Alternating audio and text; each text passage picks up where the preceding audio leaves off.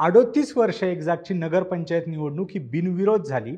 मात्र यावर्षी तिथल्या मोठ्या नेत्याला आव्हान दिलंय ते एका विधवा महिलेने आणि त्या महिलेने चक्क पोलीस प्रोटेक्शनमध्ये स्वतःचा फॉर्म भरला आहे. हो, ही काही पिक्चरची स्टोरी नाही, हे आपल्या महाराष्ट्रातच झालं आहे आणि त्या नगरपंचायतीचं नाव आहे अनगर नगरपंचायत. त्या गावाचं नाव आहे अनगर. सोलापूर जिल्ह्यात ही एक नगरपंचायत आहे आणि तिथं हे सगळं झालेलं आहे. भाजपचे माजी आमदार राजन पाटील यांच्या नेतृत्वाखाली अनगर येथील नगरपंचायत निवडणूक मागच्या 38 वर्ष बिनविरोध होती आहे आणि यासुद्धा वर्षी तेथील 17 वॉर्डांमधनं 17 उमेदवाराचे अर्ज आले भाजपाकडनं.